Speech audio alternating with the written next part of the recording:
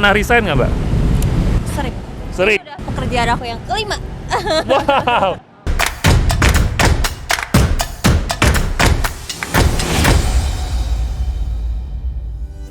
Halo, namanya siapa, Mbak?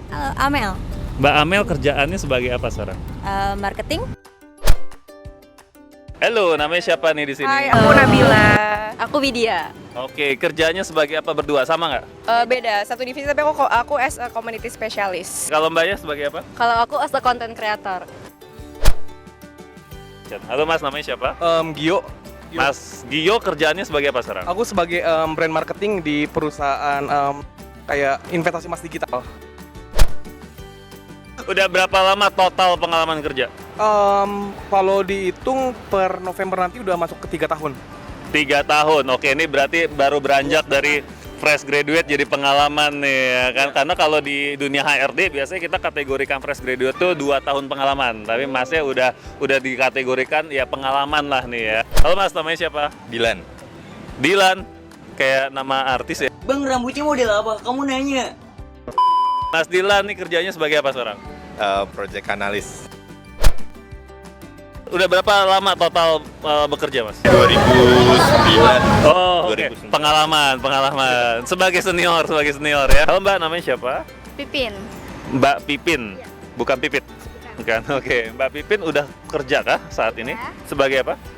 Jadi SA solid. Udah berapa lama kerja? Udah 7 tahun sih, tapi beda tempat. Kalau di situ 1 tahun. Oke, jadi ini bukan fresh graduate lagi lah ya. Namanya siapa nih Mas? Kenalan dulu dong. Rian. Mas Rian kerjaannya sekarang ngapain nih? Sehari-hari. Sebagai back office. Pernah resign nggak sebelumnya? Ya pernah. Resign pernah. Enggak sih, karena aku fresh grad. Terakhir itu aku masih baru magang. Baru Jadi magang. itu memang 3 bulan ditawarin tapi aku nggak mau, Nggak mau, karena oke. kurang aja. Oke. Resign? Pernah, karena aku udah 4 atau 5 kali pengalaman kerja, 4 sih kayaknya 4 kali pengalaman kerja itu aku pernah resign sih. Oke. Sering. Sering. Ini udah pekerjaan aku yang kelima. Wow. Pernah. Boleh tahu nggak kenapa?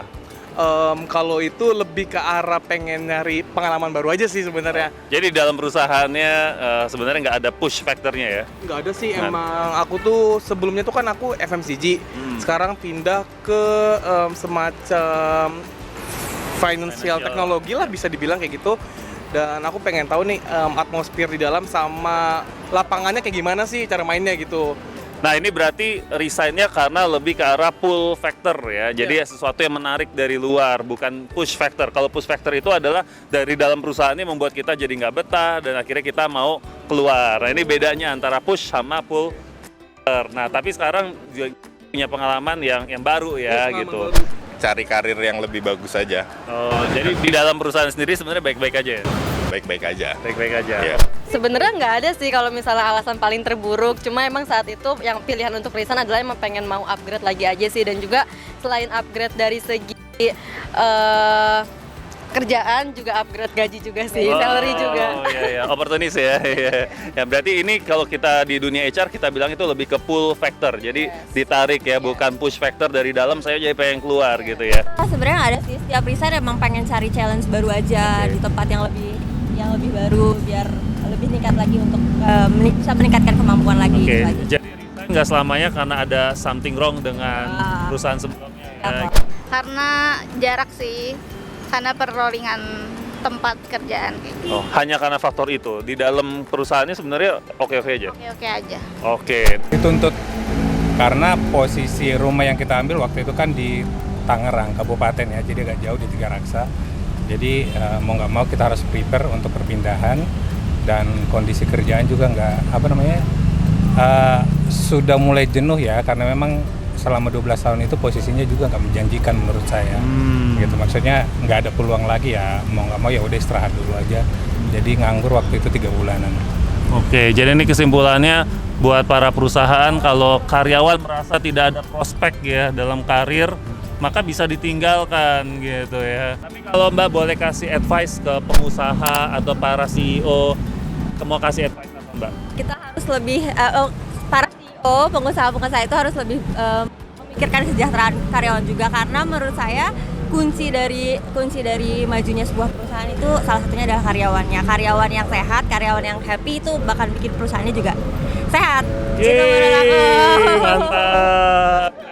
Sebenarnya buat pengusaha-pengusaha nih ya, diperhatikan juga karyawannya kok bisa betah sampai berpuluh-puluh tahun, kan berarti ada nilai yang dia kejar di situ gitu. Lihat juga dari prestasi, kalau misalnya prestasinya oke, adalah sewajarnya kita kasih apresiasi Yang lebih lah. Nah, misalnya kayak pengangkatan karyawan tetap atau dengan bonus yang lebih tinggi atau gajinya kenaikan gaji lah.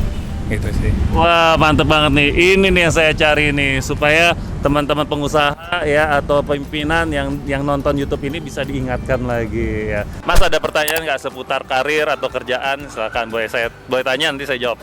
Dalam perjalanan karir tiba-tiba berubah arah 180 derajat ke hal bidang lain. Oke. Jadi pertama gini ya, yang harus kita punya mindsetnya adalah kita tuh selalu bisa belajar hal baru. Itu dulu. Karena saya pernah punya direktur, dia itu direktur di bidang sales. Ya, tapi sebelumnya 15-an tahun awal karirnya dia kerja sebagai accounting, Mas. Kan itu jomplang banget ya.